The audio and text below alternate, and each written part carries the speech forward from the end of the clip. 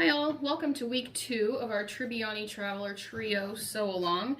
This time I'll be making the small, so I'll follow all of the measurements for the small. If you're making the medium or large, make sure you reference the pattern instructions for different things that I'll mention as we go along, but the measurements are different for a bunch of the things that I'll be talking about. I'll try and mention when those are. So the first thing we actually will start with is the side panel. And I've made one so you can see, but we'll be putting on this webbing. So I've gone ahead and put on my zipper foot. I find for me that it works better to put on this webbing. So go ahead and grab your side panel piece, and you'll want to mark the middles. So fold these together, and then we'll snip, just a little snip. I usually do about 1/8 of an inch of the corner, and it helps mark the middle. See? Okay, and that will help us put our webbing on directly in the middle. So the piece is a little bit slanted. You can tell it's a little bit bigger at the top than at the bottom. So this side's a little bit bigger, makes it the top. We'll take our side handle piece. Let me get it's called side connector, and for the small it's 6 inches long. And then you'll take a D-ring. I don't have any D-rings, so I'm using a rectangle ring, but the pattern calls for D-rings here. You'll fold the top of your webbing over by 1 inch. So I'm using my measuring tape on my little table here to get the 1 inch, and then I crease my webbing and stick on my rectangle ring. And then I do go ahead and put a clip on there. And just put it near the edge because you'll want to grab your double-sided tape. So I use double-sided tape for this, and I just put a line down the middle. I will note that I'm using 1 inch webbing and 1 inch hardware. I didn't have any 1.25 on hand, but the 1 inch works fine. If you have a wider one, you might want to use 2 strips of your double-sided tape just to keep it on really well while you sew. Okay, and so I have a triangle here at the bottom, so I'll line up my webbing right in the middle of that triangle and press and line it up with the top of this triangle here. So obviously it doesn't reach all the way up there, but we'll just line it up in the middle.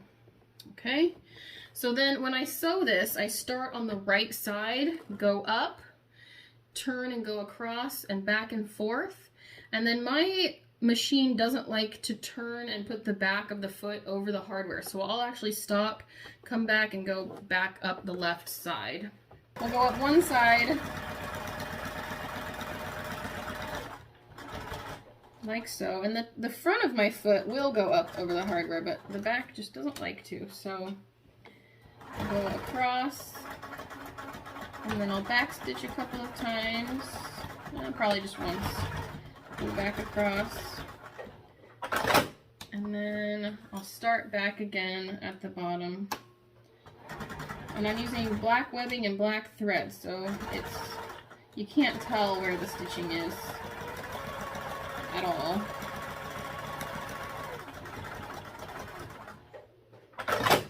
Okay. There we go. So now we have, make sure you do your other side. You'll want both of those completed.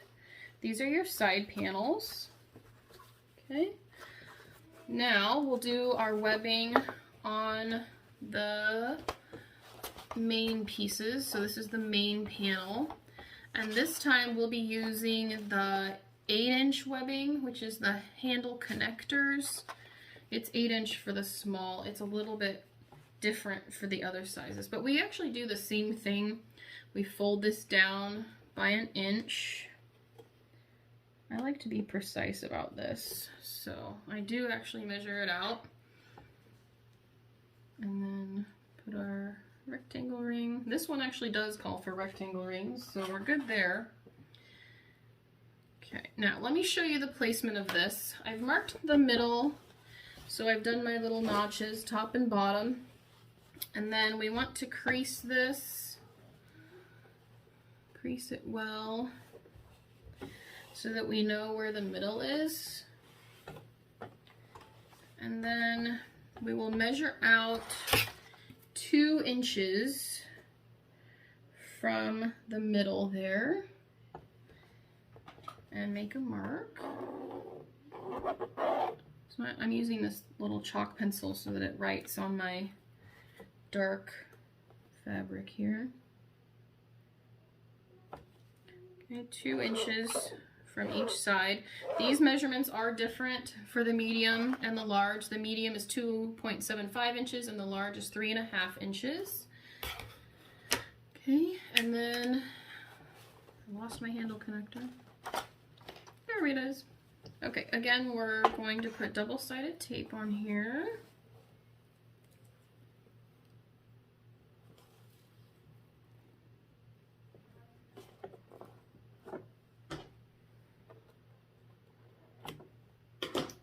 Okay, and instead of going on the middle of the line, we're going to go to the outside of them.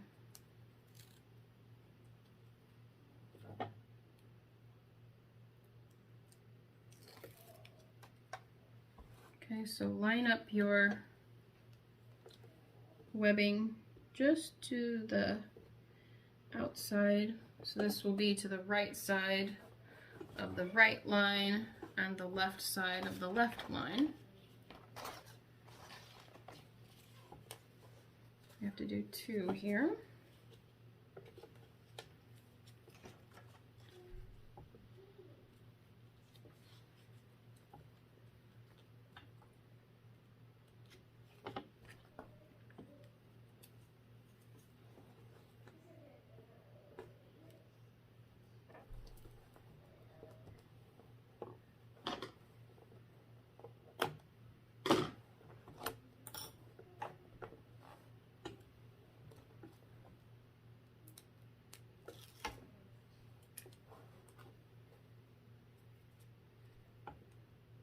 And we'll go to the left of the line, and I am covering up the line just slightly so that I don't have to worry about trying to get that mark off later.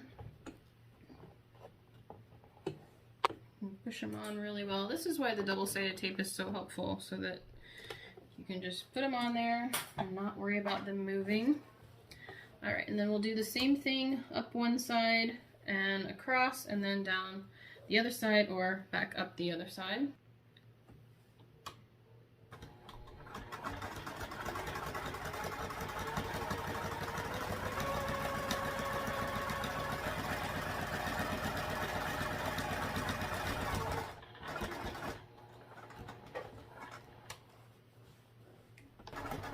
Go across, and then back stitch, and across again. Go up the other side. You do what works for you on this. This is just what I found works for me.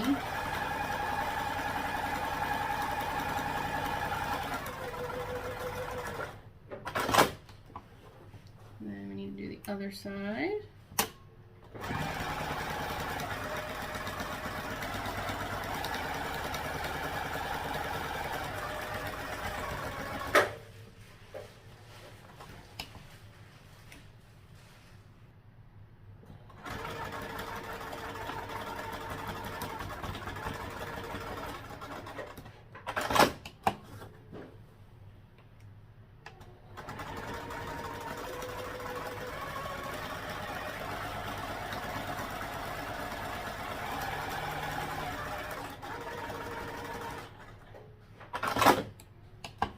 Alright, so you'll need to complete the other side of this. So you'll have 2 of these main panels with the webbing, and you'll have 2 side panels with the webbing on them.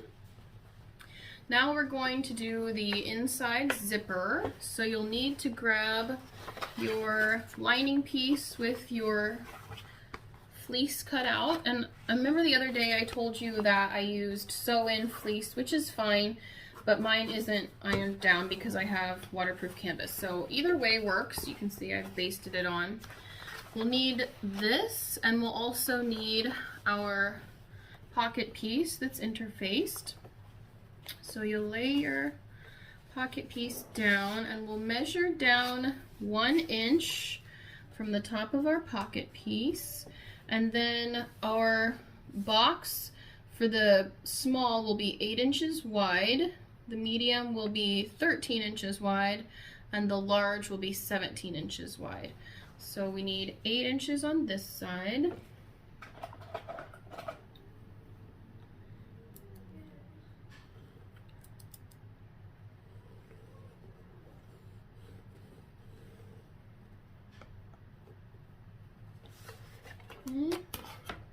And then we measure down 1/2 inch. You can use 3/8 if you want. I've done both recently and they both work fine. Okay, this will work better. This is a 9-inch ruler, so I can estimate a little bit better here. And turn it around. Okay.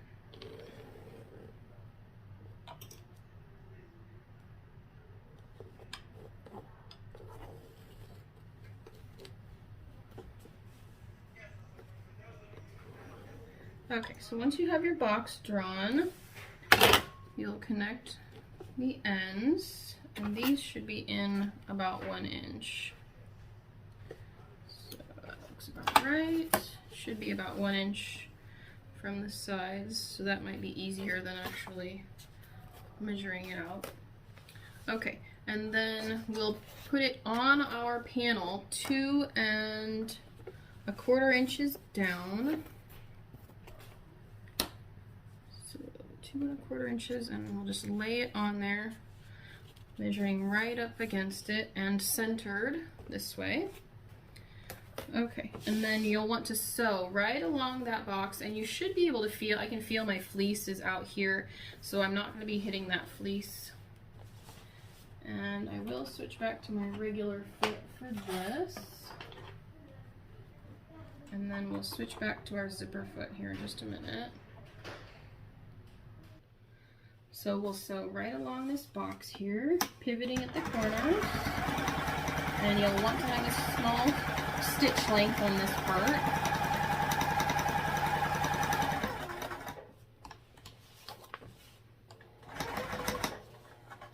You don't usually need to pin this on. It usually stays put while you're sewing it.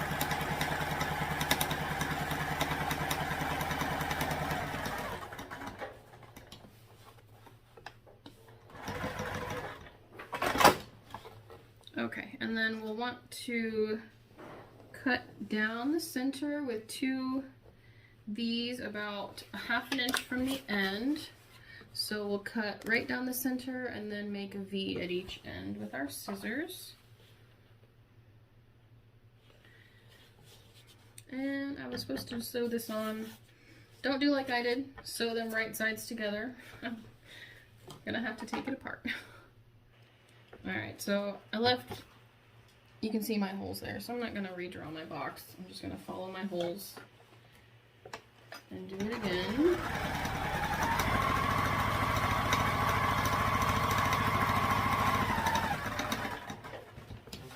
And then we'll cut down the middle of the box, and this pocket will swing to the inside.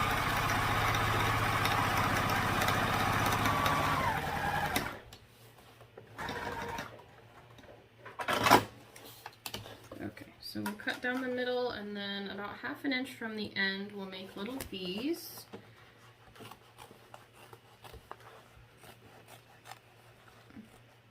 Cut just to the stitching, the thread there,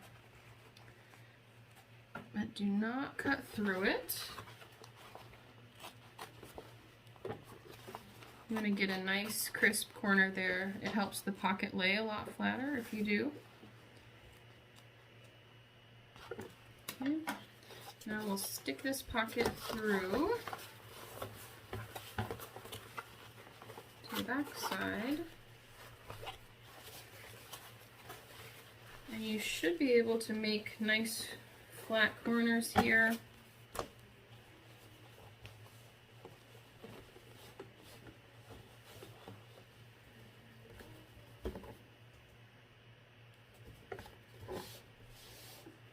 You can iron this if you need to. Mine's laying pretty flat because it's waterproof canvas and it's not too bad. So we have that. So now you have a hole, and you'll want to grab your interior zipper. For the small, it's an 8-inch zipper, but I have a 10, so I'm going to go ahead and cut off this metal thing because I don't want to hit it with my machine. And then I'm going to grab my double-sided tape again and tape down the zipper. I usually put the tape right at the top of the zipper. You can alternatively put it on the back of your slot that you made. It doesn't matter which way you do it.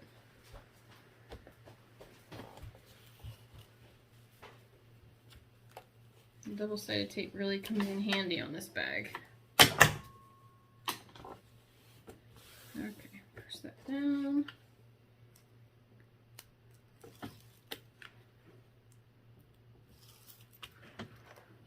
Alright, and you want to put your zipper pull on the left side.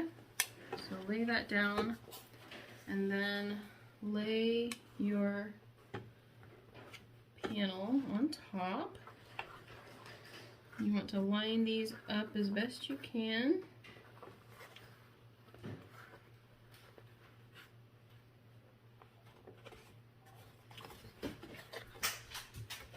Okay, so get your zipper all placed in there, and then we'll switch back to our zipper foot and go around this zipper. If you can get around it without the zipper foot, that's fine. Either way, what works for you. So I usually start on one side a little bit down from my zipper. Just top stitching here. And this is why I threw out that metal part, so that I don't accidentally hit it, because you can't see it. So be really careful about that. And at the zipper head part, there's 2 more little metal pieces, so be careful of those.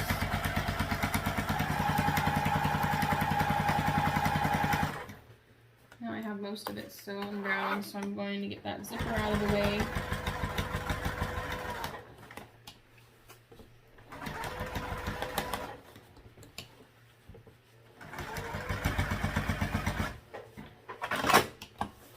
Alright, so that's our pocket. Now we just want to turn it over and take the other side of our pocket. Put that right sides together with the other one, and we'll sew up one side across the top and back down the other side, 1/4 inch seam allowance. And I usually back stitch at the stop and start of this. Need my regular foot though.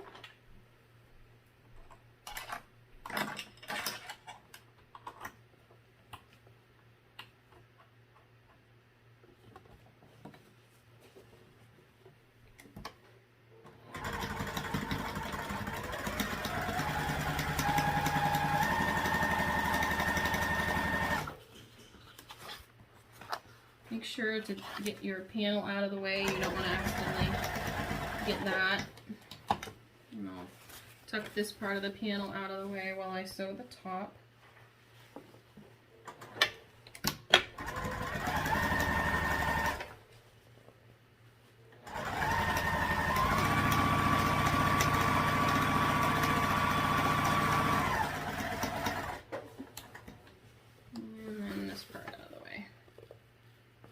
So you don't want to catch it.